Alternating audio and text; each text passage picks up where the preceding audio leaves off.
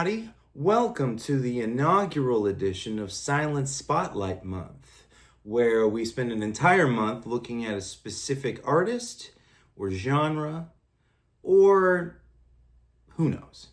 This month, we're going to be talking about Erich Von Stroheim, one of the great silent film directors and movie actors of all time. We're going to be discussing some of his lesser known films and maybe one of the big ones down the line. But today, we're talking about The Wedding March from 1928, one of the most fascinating and underrated films in his entire oeuvre. So, The Wedding March is, like much of von Stroheim's output, it's marred by studio interference. What we have today is really only a fraction of what he intended and filmed. So, what we have is essentially only part one of a two-part, 4-hour epic that even itself was a distillation of a much bigger project.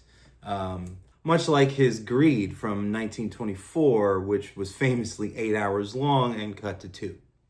So, The Wedding March deals with the crumbling aristocracy in Vienna around 1914. Erich von Stroheim plays Nicky. He's a prince who is broke. He's a philanderer. He's a gambler. He starts the film begging both of his parents for money. They essentially say, no, but if you can marry money, then you'll get what you need. So he tells them to find him a girl who has a fortune and he'll marry her the next day. Later on that same day, he meets the love of his life, who is not rich, the beautiful Fay Wray. Now, they have a romance, some of the best filmed romantic scenes of the era, and they basically fall head over heels for each other. And right at the point where you would think they would come together, that's when Nicky's father finds him a wife. She's a meek and crippled girl, but she's worth millions. And because of the times and because of the pressure from both his family and his financial debts, Nicky ends up marrying the rich girl and not his love.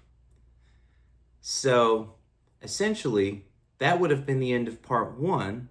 And part two, The Honeymoon from 1929, was the conclusion of that, which didn't conclude very happily as you may expect it would have. So, Erich von Stroheim is a fascinating director to dive into. He was much like Orson Welles some 20 years later in the fact that he would gain a reputation as being somebody who went overboard in his productions and was uncontrollable. Erich von Stroheim's first film, Blind Husbands from 1919, is a fascinating early silent epic. And his second film, 1922's Foolish Wives, is the first $1 million production of all time. And it shows as he built the entire town of Monte Carlo on the back lot of Universal and almost bankrupt the studio. Now, I said second, but it is actually his third film. There is a lost film in between called The Devil's Passkey that we don't really know all that much about because it's been lost for a long time. I believe it was lost in the MGM fire in the 50s that took a lot of the great silent films. So after Foolish Wives went crazy over budget, despite the fact that it was a huge hit, Erich von Stroheim was removed from his next film, The Merry-Go-Round, and replaced by Rupert Julian, who would eventually make The Phantom of the Opera. Some 20% of what Erich von Stroheim actually filmed made it into The Merry-Go-Round, but it still ended up being a successful picture. So what does he do after that? He makes an 8-hour adaptation of Frank Norris's McTeague called Greed. Many who have seen the 8-hour cut say it was the greatest movie ever made. Greed is probably the most famous lost film of all time. And I say lost film, but we do still have 2 hours of it. And TCM did a 4-hour reconstruction with a lot of production stills that is watchable, and I do have on a burned DVD that I got on eBay somewhere as the only copy that I could get of it.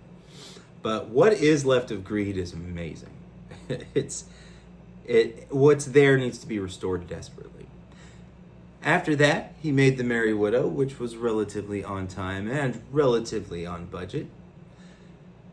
So then he turned to The Wedding March, probably his most personal of films. He fell back into his old ways, filming an insane amount of footage. I think his first cut came in somewhere close to the same length as McTeague or Greed. Once the studio finally told Von Stroheim that enough was enough and that he was done filming, he went into the editing booth where he was very quickly removed. His first cuts of The Wedding March, just part 1, was 4 hours. He hadn't even gotten to the honeymoon yet. He was removed from the editing process and replaced by Joseph von Sternberg, who was tasked with making a relevant picture out of what was there, and hopefully within a 2-hour time frame, which he managed to do. What we have left is the Joseph von Sternberg edit, and all the footage is von Stroheim, but it's not necessarily his vision. Now, what is there is just amazing. We have an early Technicolor scene. It's not the most exciting action. It's basically a procession out of a castle. But it is in that early 2-strip Technicolor, and I always love that. I find those to be the most fascinating artifacts from the early silent era.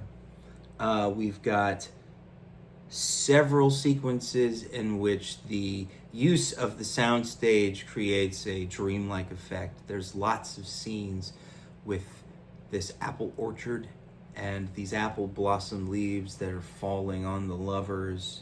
And even though the version of the film that is out there now is not restored, it still looks good enough to see that von Stroheim laid it all out in this film. And one can see why he was angered by the fact that the studio didn't let him finish his vision yet again. They would eventually release The Honeymoon. Most of it was footage from The Wedding March that was unused, and about 50 minutes of it was footage that was supposed to be for The Honeymoon. And in that film, essentially, the Nicky character and his wife have a dreadful honeymoon. His love marries the, this rough and tumble character from The Wedding March. And nobody lives happily ever after, and Nicky dies in the First World War. Sounds like a great von Stroheim film to me. As I said before, this film has not been restored. It is preserved. The copy that's on YouTube for you to watch is pretty good, but it's not restored. This film begs for a restoration. I do hope Flicker Alley plans on doing that, as they have done several von Stroheim films, and they most certainly need to do this one. So my final thoughts on this film are basically, it's von Stroheim. If you like Erich von Stroheim's worldview, very militaristic and honor-based, but full of scoundrels and very, very odd, bizarre, macabre touches that sort of pop up out of nowhere and make you wonder what was really going on in this man's head. So look it up on YouTube, The Wedding March from 1928 by Erich von Stroheim, and then stick around because there's more silent spotlight on von Stroheim coming in the near future on the channel. Please hit the subscribe button. I know you hear that all the time, but it does help.